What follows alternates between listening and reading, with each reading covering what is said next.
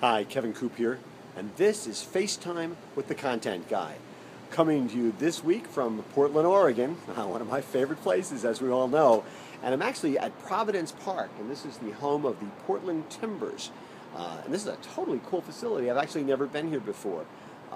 It's really, really interesting, and I guess soccer's a really big deal out here. Somebody was telling me the other day that, in fact, there's a waiting list of something like 15,000 people to get season tickets for the Timbers. Clearly this is something I'm going to have to check out. I'm here because Portland State University, which is where I work as on an adjunct basis, they were having for the business school a faculty retreat.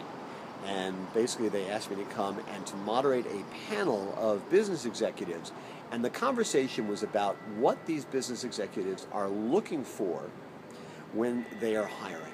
Okay, what are the attributes, what are the skill sets they're looking for in students when they're hiring? You know, the idea is to give the business school faculty a better sense of how they need to prepare their students. And it was really, really interesting. And it was a very diverse panel.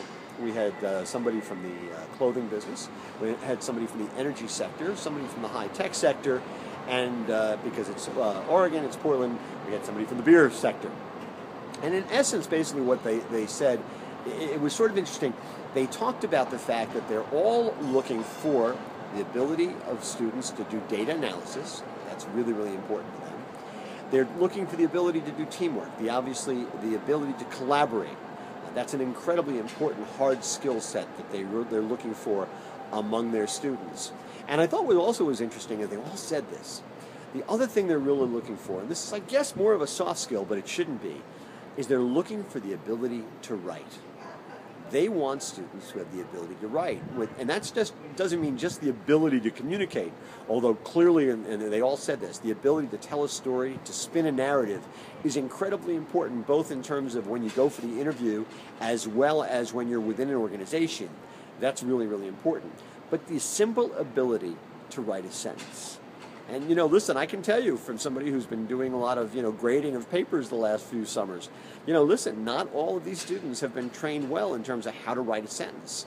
They don't understand that if a sentence goes on for 26 lines and there's no comma, you probably have a problem. One of the things that Tom Gilpatrick and I tell the students when they start out is, listen, before you hit the send button, read it out loud.